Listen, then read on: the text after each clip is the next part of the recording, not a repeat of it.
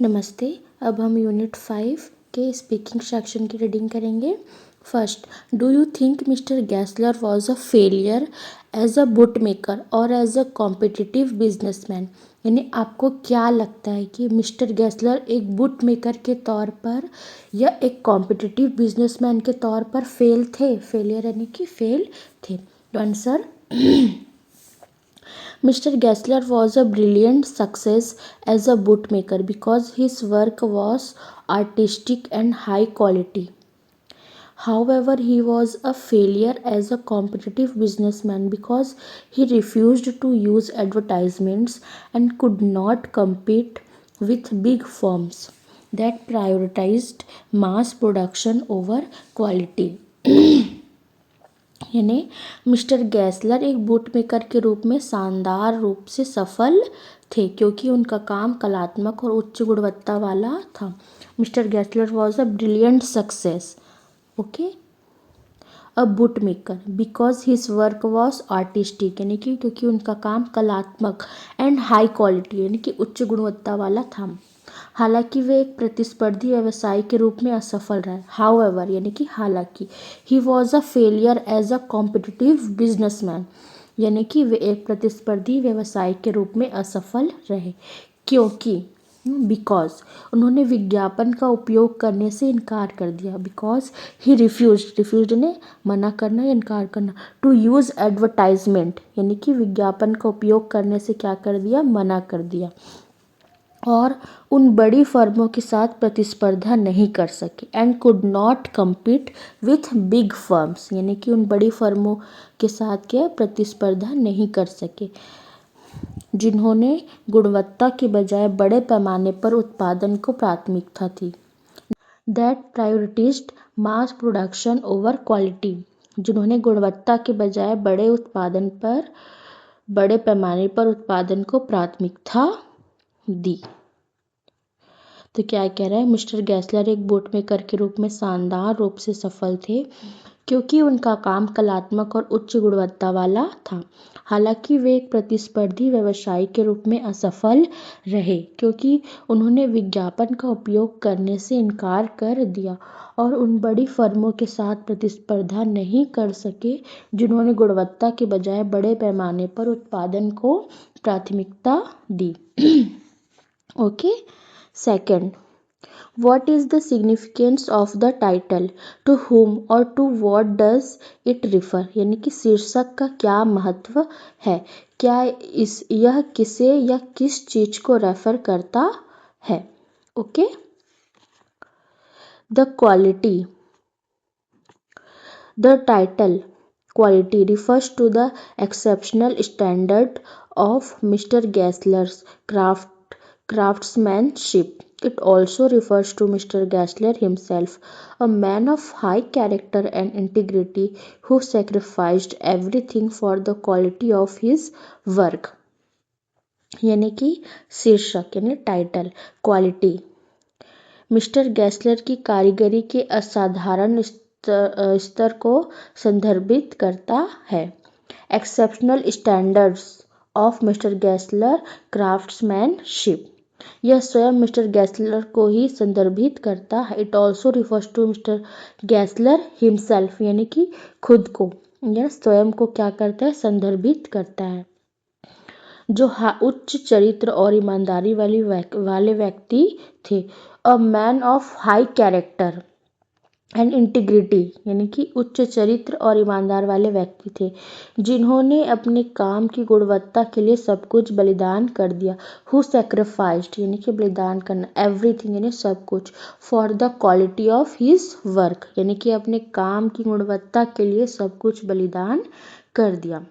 Mister गैसलर की कारीगरी के असाधारण स्तर को संदर्भित करता है।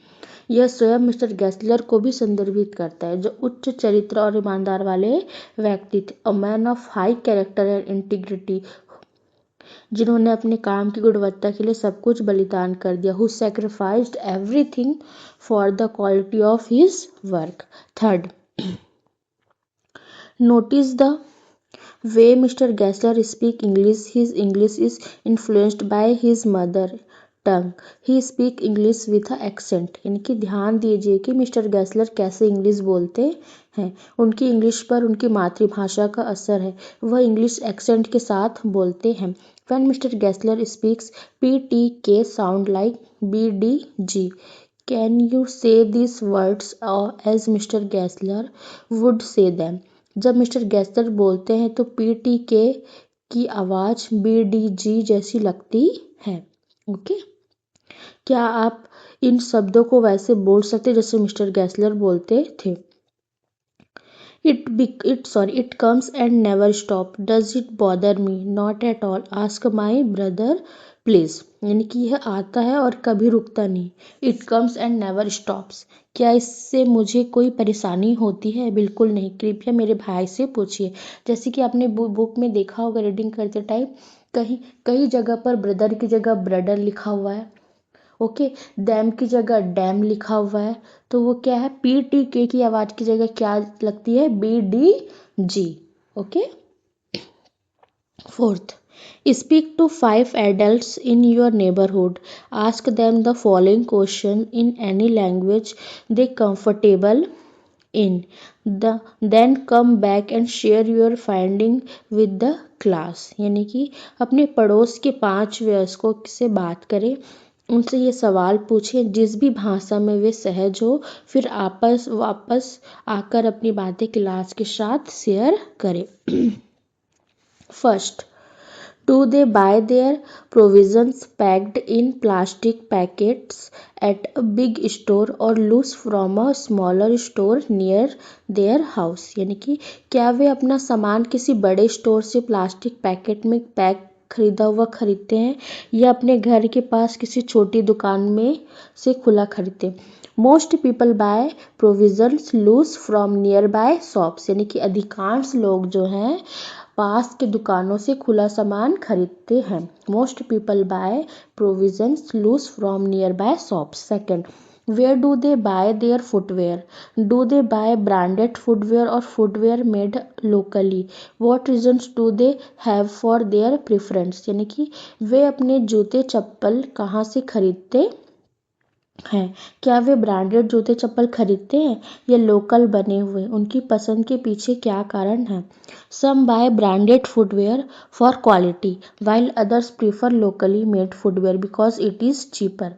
यानी कि कुछ लोग गुणवत्ता के कारण ब्रांडेड जूते खरीदते हैं, यानी कि क्वालिटी के कारण। Some buy branded footwear for quality, जबकि कुछ लोग सस्ते होने के कारण स्थानीय जूते पसंद करते हैं।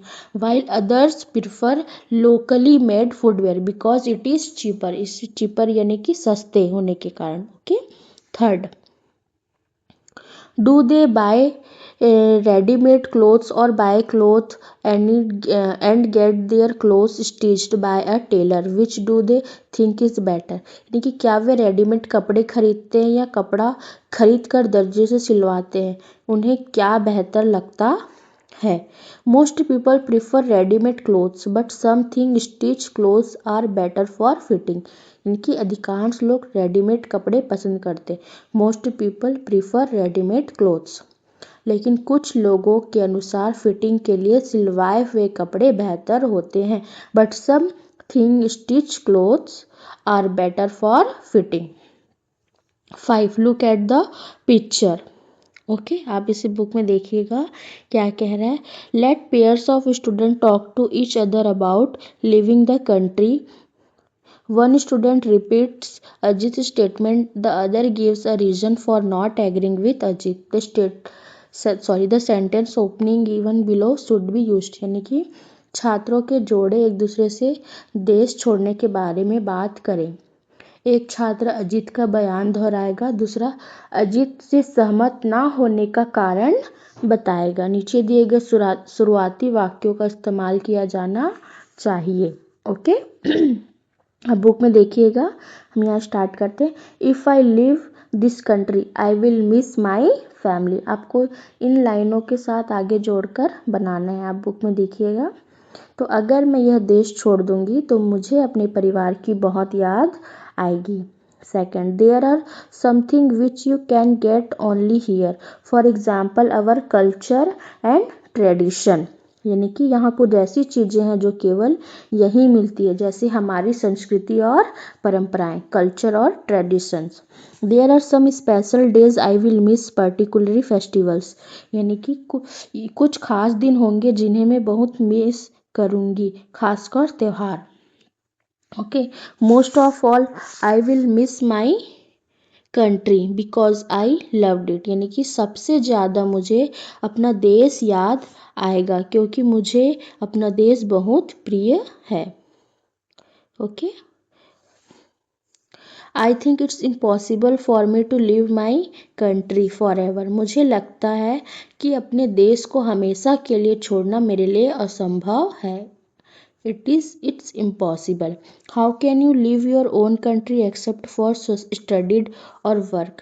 या कि पढ़ाई या काम के अलावा कोई अपना देश कैसे छोड़ सकता है? It depends on one's intention. I can't leave for good because I love my country. यानी कि यह इंसान की सोच पर निर्भर करता है। मैं हमेशा के लिए नहीं जा सकती क्योंकि मुझे अपना देश पसंद है। Okay, it depends on one's intention, यानी कि I can't live for good, यानी कि मैं हमेशा के लिए नहीं जा सकती क्योंकि मुझे अपना देश पसंद है, because I love my country. May be for a couple of years but not for ever, शायद कुछ सालों के लिए लेकिन हमेशा के लिए नहीं। ओके।